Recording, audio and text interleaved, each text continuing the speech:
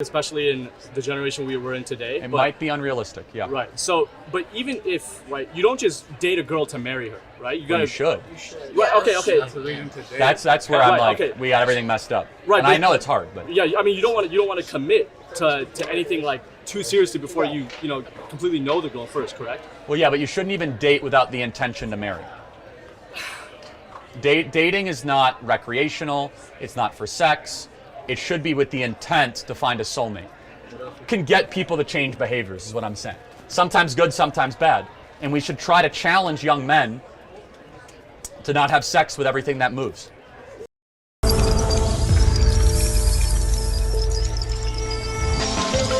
Hi amazing viewers, welcome back to my YouTube channel. So if you are new here, please subscribe to my YouTube channel.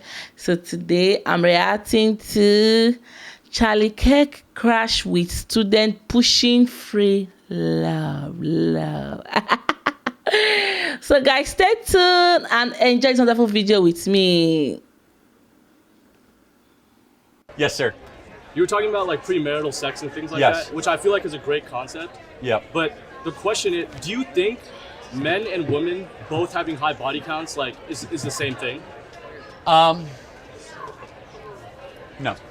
They're both bad, but men deal with different sexual temptation than women. It's much easier for a woman to say no to sex than a man. Much easier. So which one do you think is worse? It depends what I mean by what worse for them. It's actually worse for the female, psychologically. Right. Worse, like worse from an outside judgment standpoint. I mean, it's probably a tie. I mean, but they're worse for different reasons. So the man has a much harder time restraining sexual impulse than a female.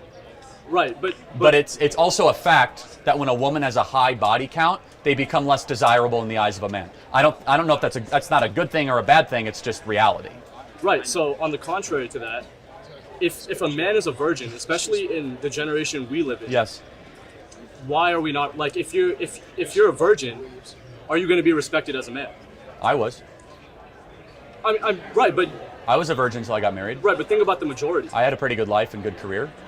Like career, yes. But also, why are you sharing your sexual behavior with people? Like, that's weird. Like, why is it their business that you're a virgin or not? Like, I mean, that's like, who cares? I agree with you. I agree. But like, is the argument that you have sex because you might be like called a virgin? Like, yeah, I don't have STDs. Go to hell. Like, okay. No, I completely agree with you.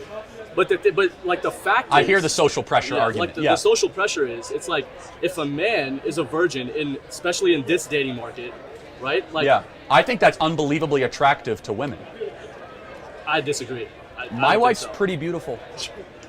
Right? Like, she's pretty desirable. Right. Would you guys agree? Yeah, Erica's pretty beautiful. I'll just tell you that if a man or a woman remains a virgin, you become insanely attractive in a time when everyone else has been shared. It's not easy. I understand that we live in a hypersexualized culture. I'm not even shaming people. I know it's difficult. But if you commit yourself to it, you should be platformed as a desirable, way to live. And again, I'm not here to humiliate. Everyone struggles and everyone has, maybe today though, if you could rededicate yourself to that way of life, it's a beautiful thing. But, okay, so then again, does the innocence of being a virgin as a man, like, lower his masculinity? No, it actually increases his masculinity.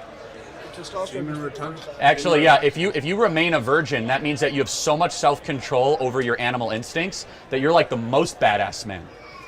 It's easy not to be a virgin. It's hard to be a virgin. Masculinity is doing the hard stuff, not the easy stuff. So, like, I have zero respect for a 17-year-old. It's like, bro, I have all this sex with people. Like, yeah, you're nothing more than a rabbit. Yeah.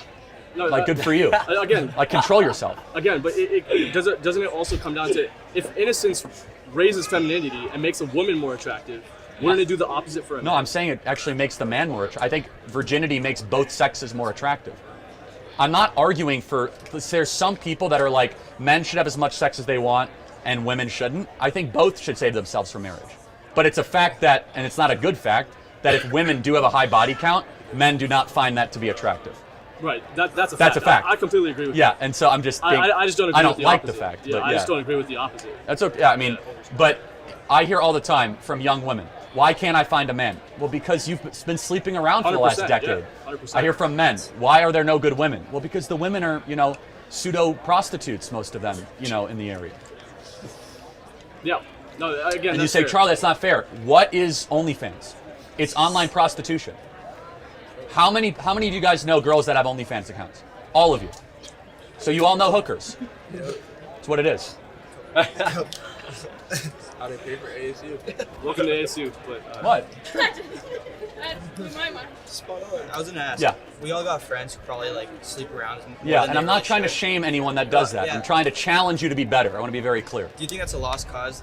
No, friendship? anyone can change at any time. I would look, if someone who's sleeping around all the time, deep down they probably are mentally tormented. If they're a man, I guarantee they're going to be accused of rape at any time by some girl that wakes up and has a different version of events.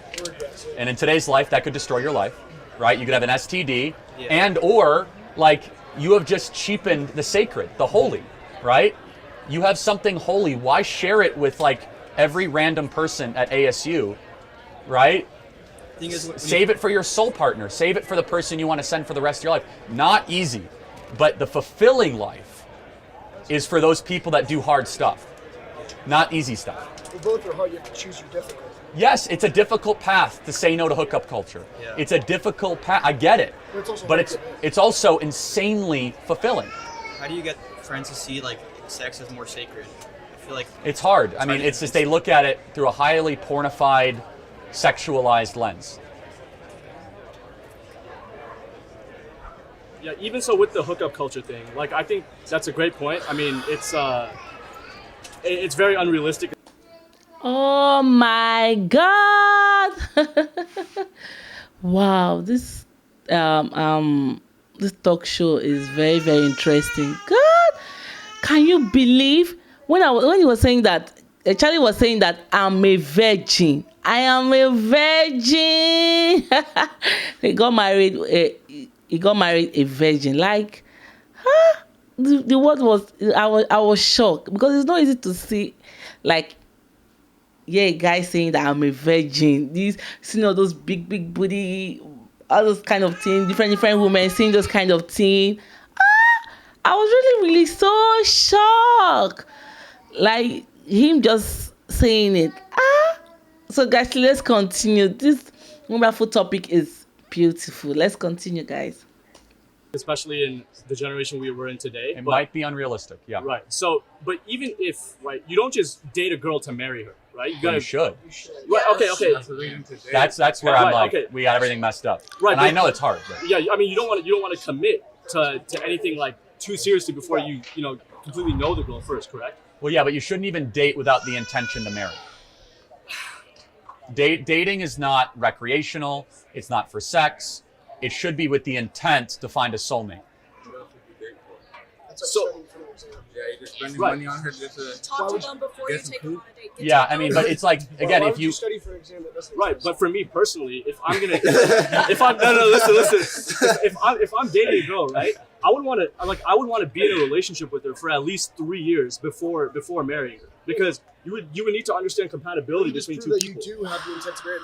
100%. Yeah. No, okay, that's fine. Yeah, but I mean, then therefore you shouldn't even go on the first date without in your head, I'm looking for flags or things that. Right. And then, for example, if you say to myself, I will never marry someone of another religion, perfectly respectable thing for any religion, right?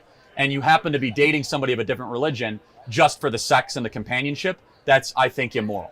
You're leading her on, you're leading yourself on. The whole thing is screwed. Does that make sense? Yeah. So, it's like a placeholder. The whole thing's screwed So up. dating to intent to marry, I think is a good virtue, but also at the same time, if you don't want to commit to marriage too quickly in a relationship, isn't intimacy a big part of a relationship? So why would you save yourself for marriage? You should save yourself for marriage. That's a great question. Even in a committed relationship. 100%. Yes, without a doubt. Because the sacred should only be shared with the person when the vows are shared. In the ideal, I know that's unrealistic. Okay, but it's hard for a generation that's so sexualized to get this. But to describe how awesome it is to not have to worry that your partner had to share that with somebody else and you didn't have to share it, that's not on. It can happen because your grandfather's generation and great grandfather's generation lived that, and they lived happier and better lives. It can be done, right? Where you're both not wondering, Am I living up to a previous partner? You know, am I thinking about a different partner? And by the way, with women in particular, the studies show there's a chemical, there's an attachment that young ladies have as soon as they have sex with somebody, and it's very hard for young women to overcome that, right? Right. And that's where you sometimes get like ex-girlfriend syndrome. It's honestly understandable. Like biologically, they're not wired to have 15 partners, right? Yeah. Men, on the other hand, have a much easier time moving on from one partner to the other, but they should restrain their animal impulse.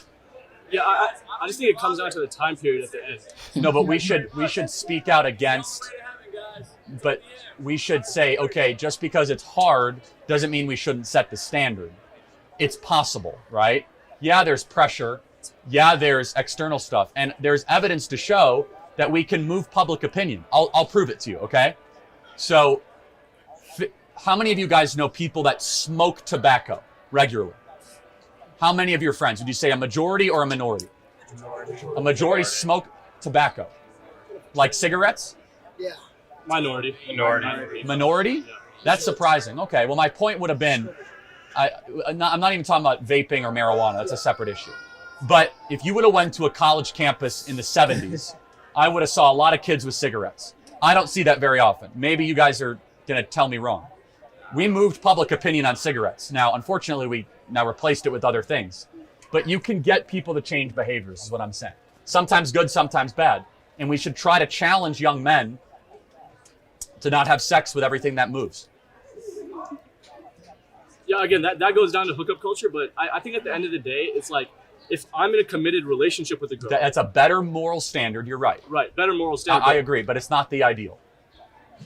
You're saying the ideal is marriage. Of course it is, yes. And I think we all need to acknowledge that there is an ideal. It's not impossible, but it's very difficult, right?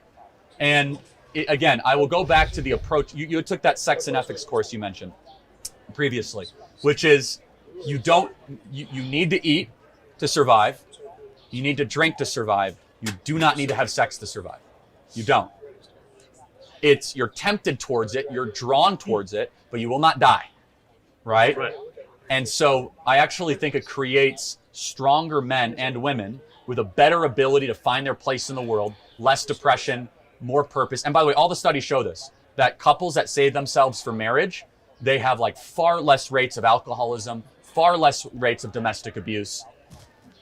And it could be a sampling error because you're like, oh, it's not fair because those are the people that actually have more disciplined lives. Or maybe did they develop discipline by saying no to the thing that they were most tempted to do? Wow, this is good. I enjoyed this wonderful topic about sex. Like, Charlie is good. He just explained everything to best of our knowledge. Like, yeah, because this life, you just have to have self-control in anything you are doing. If you put your mind on something, you can achieve it. That is just it. So I feel that what Charlie was saying there was people can stay without sex. People can stay even 5 years, 20 years without sex. You can survive. So sex is not just a major priority. Like, if I don't have sex, I will die. No. You understand? Him being a virgin for getting married. Wow, I'm happy. Let me just clap for him. It's not easy to see that kind of man these days. Is very difficult. And he made a statement that I was shocked. Like, he was saying that if you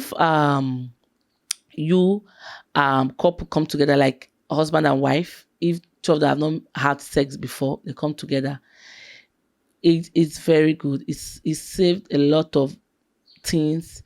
You won't get diseases. You won't even think about maybe the man is satisfying me on bed or the man is satisfying me on bed. You won't even think about it. Saves a lot of things. You just be all over the person. Your marriage will be fun. Like, you just want to experience it. You just want to feel like I'm just imagining how it would be. Like, you have self-control. Like, you even if you see any girl outside, it shouldn't even move you. You say, my wife, I waited for so long, so now I'm with her, so I don't care. But when you don't have self-control, even if a chicken pass, you will feel, I want to go in. So as a man or as a woman, you just have to have self-control of yourself. If you love someone, be with the person.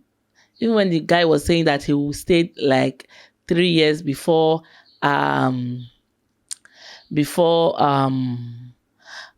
getting married to the lady, maybe if he's dating, date for 3 years. 3 years is fine. Don't lead someone on when you know that you are not ready, or you are not you're not going to be ready to date, or to marry her. You understand? Just better you say, okay, please, I want us to be in an open relationship. I just want to have this for fun. If she agree, fine. If she does not agree, let go. So I don't want, in the case that the guy will be having hope that, oh, we are getting married, but you deep down, you know you're not going to get married to her. That is not good. You are hurting someone's feeling. Don't embark on a journey that you know you can't finish.